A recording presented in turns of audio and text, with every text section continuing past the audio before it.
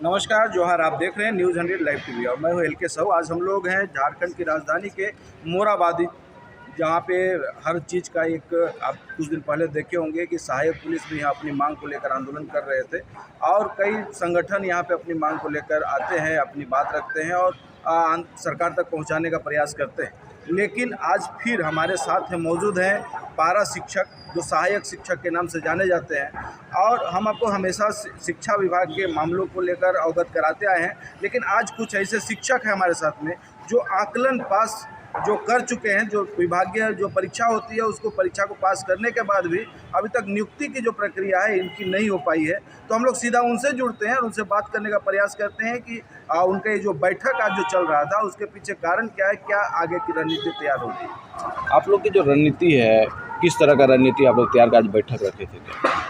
आज हम लोग अपना संगठन का बैठक रखे और यह आकलन सफल सहायक अध्यापक सह प्रशिक्षित शिक्षक संघ का संगठन है। अभी झारखंड राज्य में सहायक अध्यापक के लिए 6 संगठन कार्य कर रही है और समन्वय समिति को हम लोगों ने नैतिक समर्थन दिया था, परंतु आदरणीय शिक्षा मंत्री जी के साथ 3 बार वार्ता हुई, परंतु आकलन पास लोगों के लिए कोई ठोस कदम नहीं उठाया गया, न हम लोगों का बात रखा गया। इसलिए हम लोग मजबूर होकर के अपना नैतिक समर्थन वापस लेते हुए आज मोराबादी के मैदान में बैठक करते हुए कई जिला से लोग आए हैं और सारे लोगों का राय आने के बाद यह निर्णय लिया गया कि यदि हम लोगों का मांग पूरा नहीं होता है तो हम लोग अपना कार्यक्रम तय किए हैं। 28 तारीख को राजभवन के समक्ष 1 दिवसीय धरना, और यदि उसके बावजूद भी हम लोग का मांग पूरा नहीं होता है तो शिक्षक दिवस के दिन शिक्षा मंत्री के दरबार में भूख हड़ताल पर हम लोग धरना का कार्यक्रम करेंगे। एक चीज़ देखा गया है कि शिक्षा विभाग के जो मंत्री हैं या सरकार भी शिक्षा विभाग को लेकर के काफ़ी संवेदनशील अपने आप को बताती है और हर मांग को लेकर काफ़ी सीरियस रूप से ध्यान देती है, लेकिन क्यों आप लोग को क्यों देखा किया जाए? नहीं, यह गलत है। यदि सरकार संवेदनशील रहती तो आज हम लोगों को रोड पर उतरना कहीं से उचित नहीं था, परंतु हमारे भी बाल बच्चा परिवार हैं। जितना पैसा मिलता है क्या उतना पैसा में हम अपना इलाज करा सकते हैं, अपना बच्चे को अच्छा शिक्षा दे सकते हैं? बहुत कारण है जो कि आज महंगाई है और इतना अल्प मानदेय मिल रहा है। और यह सरकार जो गठबंधन की सरकार है, यह सरकार बोलने का कार्य की थी। हर एक सभा में, हर एक अपने चुनावी सभाओं में, घोषणा पत्र में आप लोगों ने भी देखा होगा कि विधानसभा से पारा शिक्षकों के लिए बिल पारित कराते हुए उनका सम्मान काम का समान अधिकार, वेतनमान निर्धारण करने का कार्य करेंगे, परंतु यह सपना अधूरा है। आदरणीय स्वर्गीय जगन्नाथ महतो जी एक सहायक अध्यापक के लिए सोचते थे और लड़ते थे।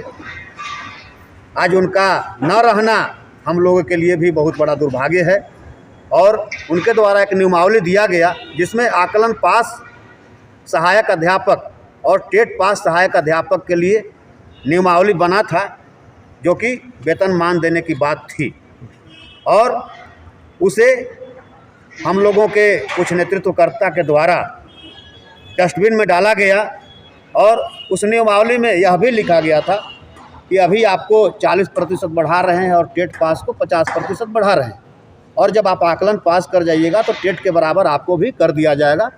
परंतु 10% बढ़ाया तो गया, उसके बावजूद भी 4,000 से 5,000 रुपया अभी भी अंतर है। तो आज हम लोग यदि एक कार्य करते हैं, एक साथ मिल करके लड़ने का कार्य करते हैं, तो हम लोग का मानदेय भी एक होना चाहिए। यह सरकार और सरकार के पदाधिकारी के द्वारा खंड खंड में बांटने का जो कार्य किया जा रहा है वह बहुत ही गलत बात है। आज कई राज्यों में दक्षता परीक्षा लेने के बाद, विभागीय परीक्षा लेने के बाद उन्हें वेतनमान दिया गया। यहाँ तक कि सरकारी शिक्षक नियुक्ति में भी उन्हें मौका दिया जा रहा है, सरकारी शिक्षक बनाया जा रहा है।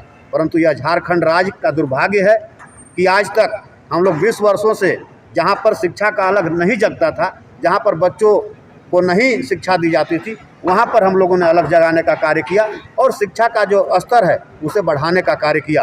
तो यह सरकार को भी सोचनी चाहिए कि जो हम वादा किए हैं उसे हमें पूरा करना चाहिए। हेमंत सोरेन जी कहते हैं कि हेमंत है तो हिम्मत है, हम जो बोलते हैं उसे करते हैं। तो हम उन्हें बताना चाहते हैं कि आप किन्हीं के बातों में आने का कार्य न करें।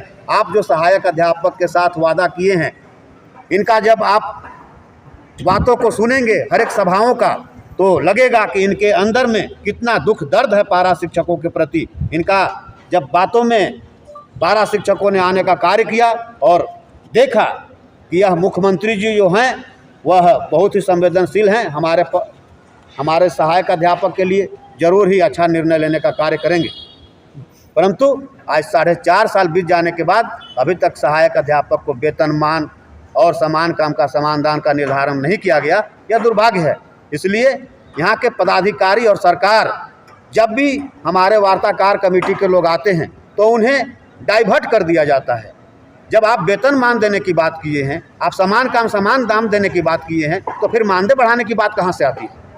जब आप विभागीय परीक्षा ले लिए, हर एक विभाग में विभागीय परीक्षा कार्यानुभव बहुत बड़ी चीज़ होता है, परंतु आज यह झारखंड का दुर्भाग्य है कि पारा शिक्षक चाहे वह कोई भी सरकार आए, फुटबॉल की तरह इधर से उधर घुमाने का कार्य करती है, सिर्फ उल्टा पुल्टा समझाने का कार्य करती है। आप देख रहे होंगे कि झारखंड के सरकार नहीं, झारखंड के पदाधिकारी हावी हुए हैं और झारखंड के पदाधिकारी जिस प्रकार से सरकार को घुमाना चाहते हैं, सरकार घूम रही है। तो यह गलत बात है, यह लोकतंत्र है और यहाँ पर झारखंड के मुख्यमंत्री जी को कड़ा निर्णय लेना चाहिए और झारखंड के जितने भी सहायक अध्यापक हैं, यही के लाल हैं, यहीं के मूलवासी हैं, इन्हें भी अधिकार मिलना चाहिए। और बोले हैं, और ऐसा नहीं है कि वह कोई मतलब अपने मन से बोले हैं। मुख्यमंत्री बहुत बड़ा पद होता है और बहुत ही सोच समझ के अपना घोषणा पत्र में भी लिखवाए होंगे और देने के लिए बोले भी हैं, हर एक सभाओं में बोले हैं। तो आज क्या ऐसा परिस्थिति हो रहा है कि हम लोगों को वेतनमान और समान काम का समान दाम नहीं दिया जा रहा है? सिर्फ सरकार के पदाधिकारी के द्वारा यह खंड खंड में बांटने का जो कार्य किया जा रहा है, यह बहुत ही गलत बात है। एक जगन्नाथ महतो जो आज इस दुनिया में नहीं है, हम लोग के प्रति लड़ते थे, आवाज़ उठाते थे और उनके द्वारा बोला भी गया था कि हम वेतनमान देंगे और आप लोग सुने भी होंगे, पेपर में भी देखे होंगे। परंतु आज हम लोगों का यह मांग अधूरा है, जो कि बहुत ही दुर्भाग्य है और यह झारखंड के लिए भी दुर्भाग्य है और सरकार के लिए भी दुर्भाग्य है कि जो आप बोलते हैं वह करते नहीं। इसी स्टेज में जहाँ पे आप अभी बैठक कर रहे हैं, यहीं से 15 अगस्त को मुख्यमंत्री डायरेक्ट पारा शिक्षक और पारा सहायक सभी के लिए एक समानता घोषणा किए थे। क्या उस घोषणा से आप लोग कोई फ़ायदा नहीं हो रहा है? घोषणा करना और लागू करना अलग चीज़ हुआ। घोषणा तो बहुत चीज़ हो रहा है, परंतु धरातल पर उसे जब तक उतारा नहीं जाता है। अभी हम बताना चाहते हैं, जो हम लोगों को नियमावली दिया गया है सरकार के द्वारा, आज तक हमारे कितने साथी मर गए, चाहे तो वह इलाज के अभाव में, चाहे तो वह दुर्घटना के कारण, परंतु आज तक उनके परिवार को अनुकंपा का लाभ नहीं दिया गया। आज उनका परिवार रोड पर है, परंतु इस सरकार के द्वारा यहाँ के पदाधिकारी लाल फीताशाही इतना हावी है कि आज उस नियमावली को इतना हार्ड कर दिया गया है और उसे धरातल पर नहीं उतारा गया है। तो यह क्या कहा जाएगा? हवाई घोषणा है। इसलिए आदरणीय मुख्यमंत्री जी से मैं निवेदन करना चाहता हूं कि जो भी आप बोले हैं उसे अक्षरशः लागू करने का कार्य करें, ताकि पारा शिक्षक जो सहायक अध्यापक के नाम से आपने नियमावली देने का कार्य किया है, सिर्फ नियमावली है, हम लोग का पूरा अधिकार मिला नहीं। आपका परिचय? ऋषिकांत तिवारी, प्रदेश अध्यक्ष आकलन सफल सहायक अध्यापक प्रशिक्षित शिक्षक संघ झारखंड। एक जो है हमेशा ब्यूरोक्रेस्ट की बात करते हैं, क्या लग रहा है कि ब्यूरोक्रेस्ट हावी है सरकार के ऊपर? देखिए, सरकार जो है सत्ता में आने के लिए हमेशा घोषणा करती है, हमेशा हम लोगों का इस्तेमाल करती है। सत्ता में आने से पूर्व हमारी समस्याएं उनको दिखती है, परंतु सत्ता में आते ही हमारी समस्याओं को भूल जाती है और सत्ता में आते ही जो है कि वित्तीय मामला का हवाला दिया जाता है। आपको बता दें कि झारखंड जो राज्य है, खनिज संपदा से भरा हुआ राज्य है, वित्तीय बोझ कहीं नहीं है।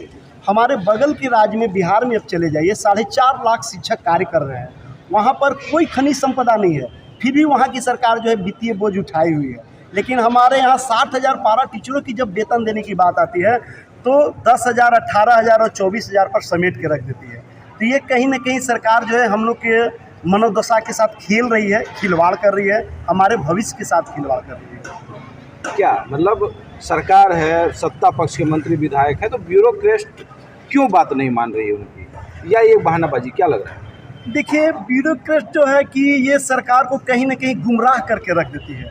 वो इतने तरह के नियम और कानून को अड़चन में डाल देती है कि सरकार भी जो है कि अपना हाथ पीछे घसका देता है। जबकि विधायिका के पास इतनी शक्ति होती है कि वो किसी भी नियम कानून को संशोधन करके उसको विधायिका के द्वारा पास कर सकती है, पारित कर सकती है, और वेतनमान आसानी से दिया जा सकता है। लेकिन जो चीज़ आसानी से दिया जा सकता है उसको भी ये लोग जो है कि पेचीदा बना देते हैं।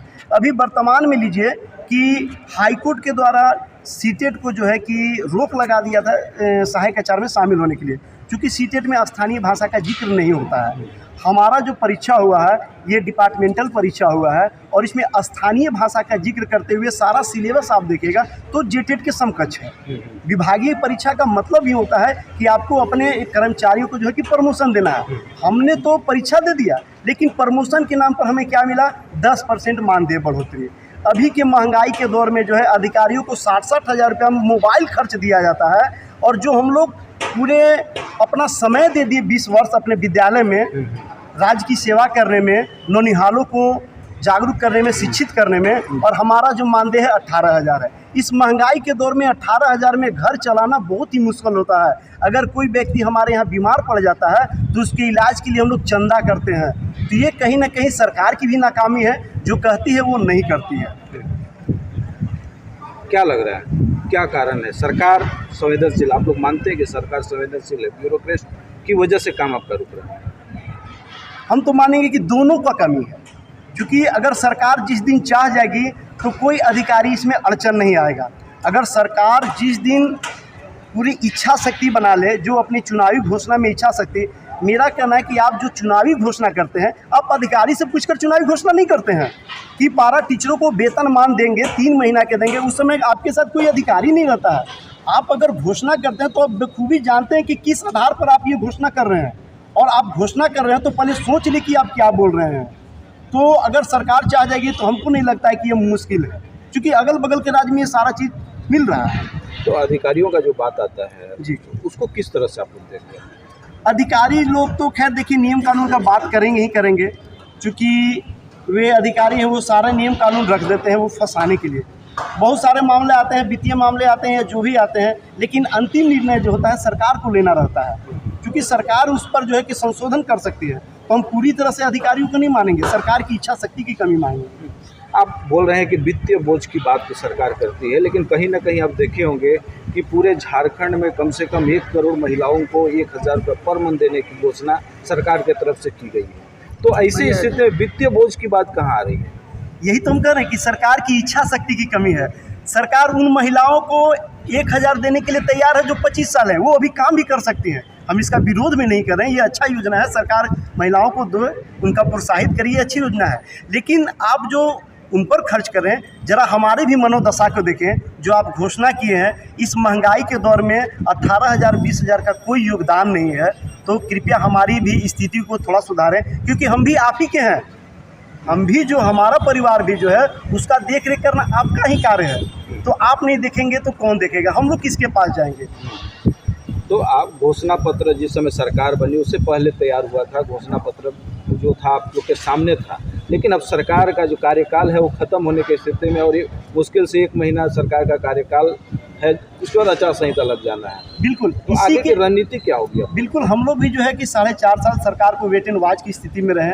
सरकार के यहाँ से बराबर आश्वासन देते जा रहा था कि आप लोग का जल्द कल्याण होगा, जल्द कल्याण होगा, जल्द काम होगा, लेकिन अंततः जो है कि अब कहीं से कोई माने अंधेरा ख़त्म होते नज़र नहीं आ रहा।